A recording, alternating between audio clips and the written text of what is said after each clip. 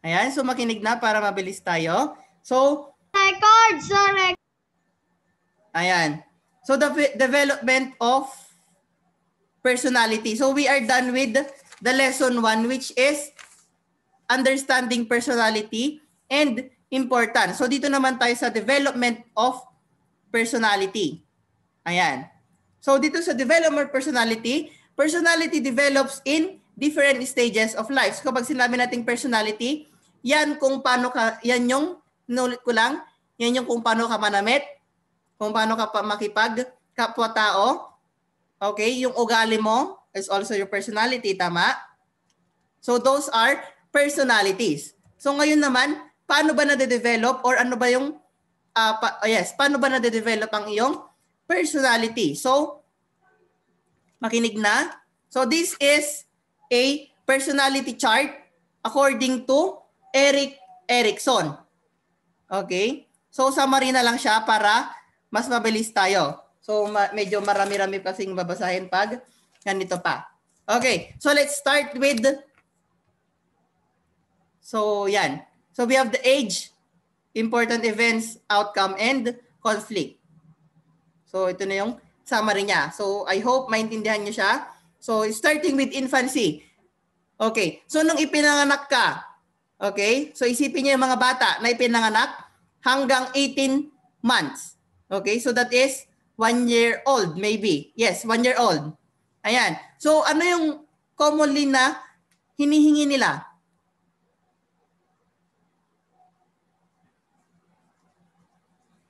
Ano yung commonly na hinihingi ng isang baby? Pagkain. Pagkain. Tama? So, dahil baby siya, alam niya na bibigyan at bibigyan mo siya ng hihingin niya. And hinahanap niya pa kung pagkakatiwalaan ka niya or hindi. Maraming mga baby, tama? Maraming mga baby ang... Uy, sige. Maraming mga baby ang pag kinuha ng iba, umiiyak, tama? Pag kinarga ng iba, umiiyak. Okay? So, pero yung batang yan, nagtitiwala yan kahit na hindi niya nakikita kapag hawak na siya ng nanay niya. Tama ba ako?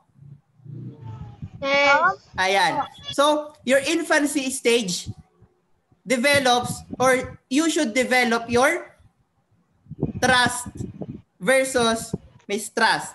So, kapag hindi na-develop ang iyong infancy stage, ibig sabihin, hindi ka masyadong marunong magtiwala. Dahil wala kang nabuong hope. Naintindihan? Hindi ka marunong magtiwala dahil nga hindi ka nakabuo ng hope mo. So, ibig sabihin yan, ayaw mo magtiwala kasi nga baka hindi niya gawin, baka hindi niya ibigay, baka ganito, ganyan. That is your infancy stage. Okay? So dapat sa infancy stage pa lang, na-develop na yung trust ng isang bata na alam niyang mamahalin siya ng parent niya at i-care siya ng parent niya. Okay? 'Di ba? So, in this stage, dapat ma-develop yung trust ng bata. Okay? So, next one. Pag tumanda siya, naging 2 to 3 years old, dito naman nabubuo yung personality niya, which is the autonomy versus shame and doubt. Okay? So, anong ibig sabihin nun? So, at this stage of development, the child learns skills like walking, tama? Talking, dito pa lang sila nabubuo.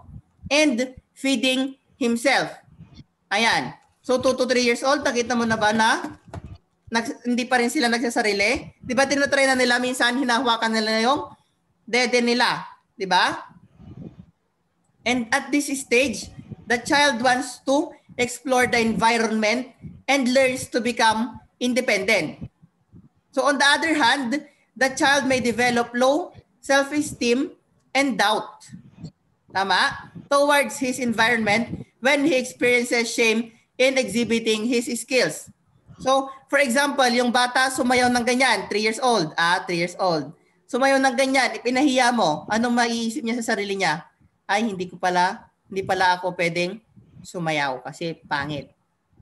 Pinahiya mo di ba? So, early childhood pa lang dapat kung ano yung pinakita ng bata, yun na okay lang. I-appraise mo siya, parang ganon. So, that is your toilet training, and ang outcome niya dapat ay you should have your will. Dapat alam mo yung kaya mong gawin, di ba? Ano yung mga pwede mong gawin talaga? That is your autonomy versus shame and doubt. So, proceed tayo sa preschool. So, nung mga bata kayo, ito yung the play stage ninyo. So, anong gusto nyo dati nung preschool kayo? Mag-aral o maglaro? Maral.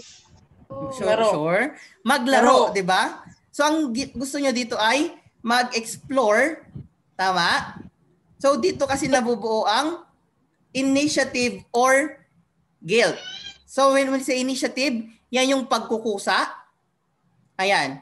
So, during this stage of personality development, children ask questions like, why? Why? Bakit? Bakit ganito? Bakit ganyan? 'Di ba? Minsan natatanong, may 5 years old, magtatanong yan ng ganito. Bakit ikaw may lawit? Bakit sa akin wala? 'Di ba? Yung mga bata mahilig mag-explore yan. Why? Okay? So, bakit hindi ako pwedeng sumama? Kunyari may pupuntahan yung parents niyo. Bakit hindi ako pwedeng sumama? Bakit hindi ko pwedeng gawin ito? Bakit ganito? Bakit ganyan? So that is your preschool. Nade-develop dapat yung your purpose. I mean your will, I should say. And your purpose. Okay? So sa preschool tayo, ang nade-develop dapat dyan is your initiative. So kung alam mo na kung ano yung mga dapat mong gawin, they initiate to copy what does your parent or your classmates do. So, for example, yung bata na ganyan, napapansin nyo naman, di ba? Itong mga taon na ganito, 3 to 5, and aminin nyo, ginawa nyo na din. Kung nakita nyo nagsusulat yung kaklase nyo, magsusulat kayo, hindi. Ano sa tingin nyo? Nagsusulat. Nagsusulat din, di ba? For example, nakita nyo yung classmate nyo nagko-color. Anong gagawin ninyo? Ko-color din. Gayahin din. So, during this stage, you are copying things that you see from adults and initiate to make their own play situation. For example, nakita mo yung tatay mo, iba yung ginagawa. Minsan, ini-intend na gawin din. For example, ang tatay niya is mahilig sa manok. Okay? Mahilig sa manok na ganyan. So, anong gagawin ng bata? Gagayahin niya. Magiging mahilig rin siya sa manok. Parang ganon. Sabongero. Mahilig lang naman sa manok. Grabe naman, sabongero ka agad. Ayan. So, doon na de-develop ang iyong purpose. So, lipat naman tayo sa grade level niya or the school age. So, when we say school age, ayan na yung the child learns a sense of industry or a feeling of inferiority. Okay? So, during this stage, the child should always be praised on the things he has done well to prevent feelings of inferiority. So, dito minsan hindi na de-develop yung isang bata. Ito yung minsan takot silang gawin ang isang bagay. Kasi nga, hindi sila napapansin o hindi sila pinapansin. So, nawawala yung confidence nila. Okay?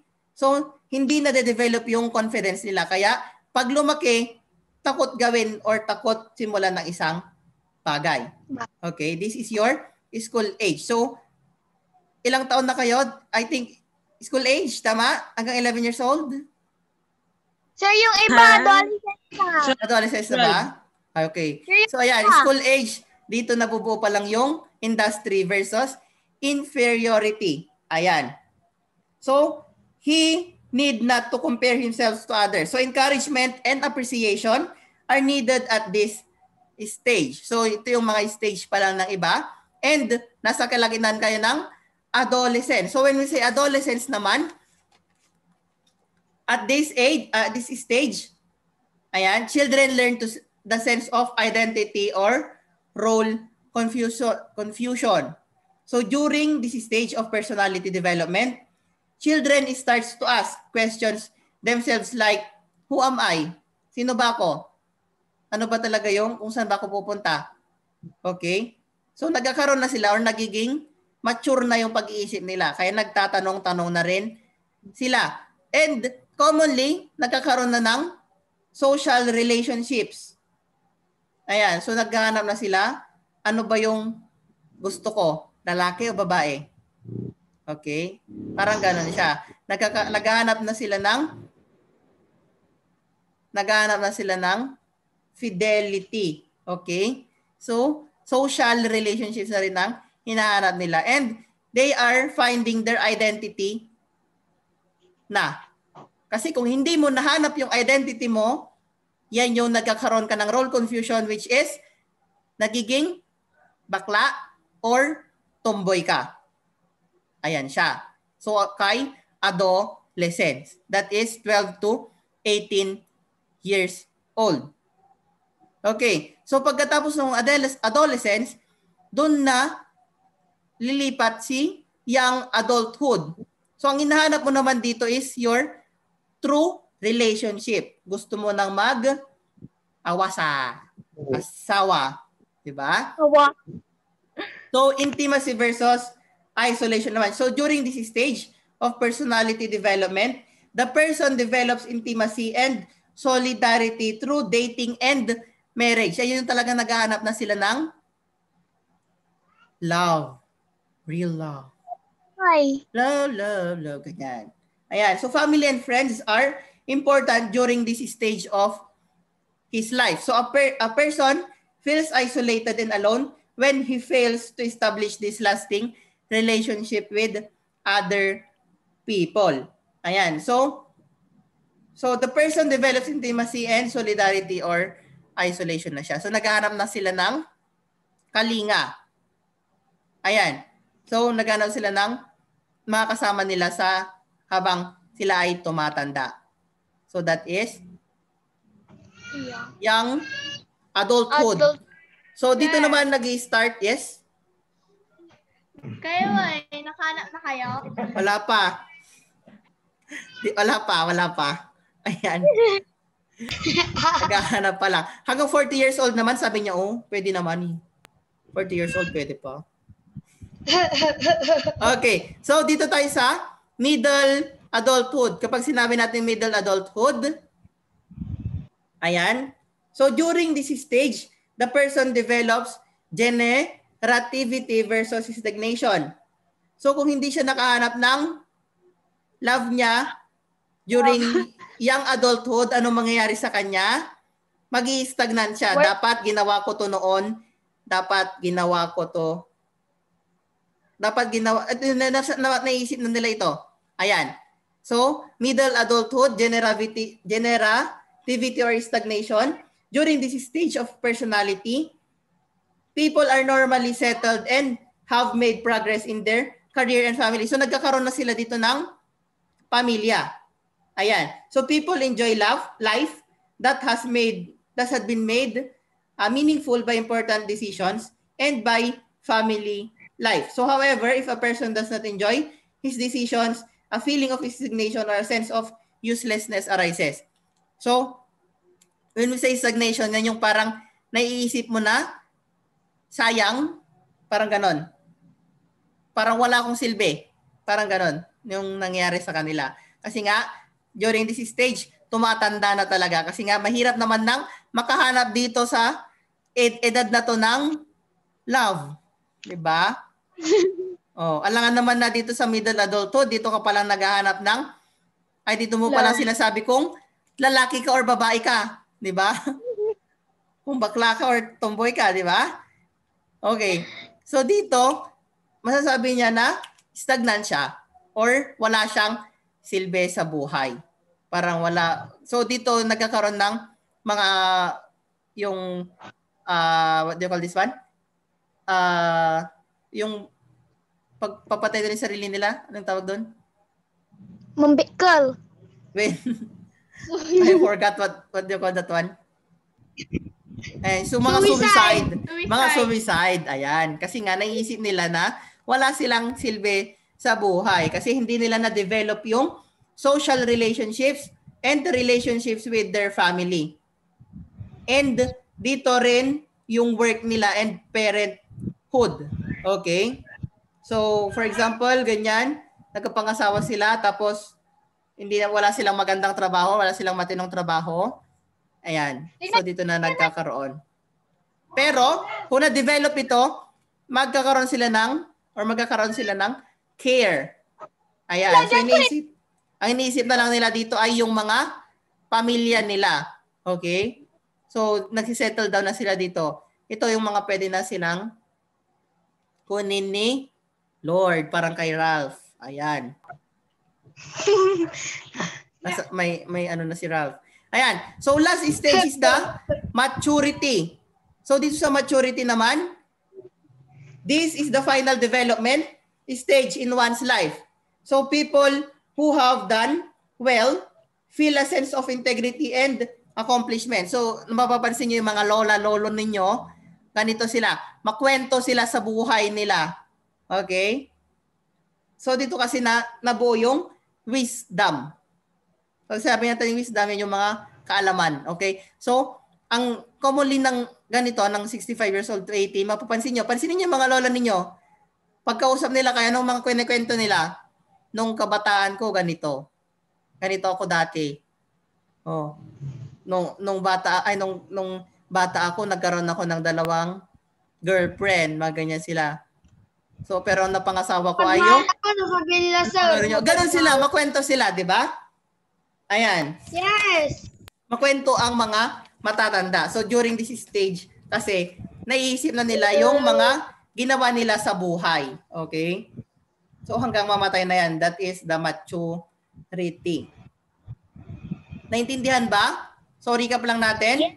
We have the infancy, early childhood, preschool, school age, adolescence, young adulthood, middle adulthood, and maturity. So, that is 8. Ayan.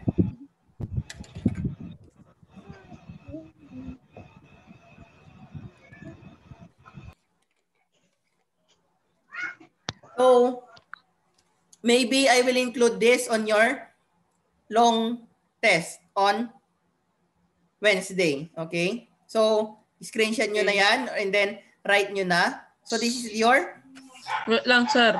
This is your personality, development of personality. Ayan. So, screenshot na. So, this is the summary na. Ayan. So, maybe, iba-blank ko yung mga spaces na yan. So, you should memorize this. Kasi nga, you should know kung meron pa kayong dapat i-develop sa mga personality ninyo. Okay? Sir, di ko may screenshot. No, may screenshot? Ay, isulat na lang sa ano. Sir, tapos ko na yung screenshot. Okay. Sir, Ayan, so next na lang, sa susunod na lesson na lang natin ituloy ang puberty stage and yung male reproductive organ and the female reproductive organ. So science, di ba? So ano nga ba yung mga Yes, ano nga ba yung mga nade-develop while you are in your school age and paglipat until your adolescence. So yan yung mga pag-uusapan natin. So ano nga ba ang penis, ano nga bang vagina, ano bang uterus, ganon. Testes, mga ganyan. Wow, meron na kaming science teacher na ba? Ayan, so... New science teacher, ganon. Kulay. Ano science? Ano ba yung mga tumutubo-tubo? Ayan. Ano ba yung Buhok. ano ba yung mga ano ba yung mga nangyayari na pagbabago? May tumatayo ba? Ganyan. Okay. Circumcision. O, sino ng mga tuli? Changing breast. Sino mga hindi tuli? Ayan. So, pag-usapan natin yan sa next na boys. meeting. Huwag ko na sasabihin to sa babae. Okay. So, sir ako. Tuli.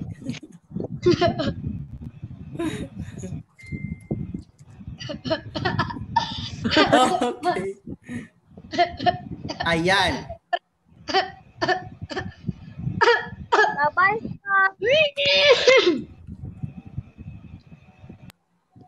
So, yun lamang. Goodbye for now.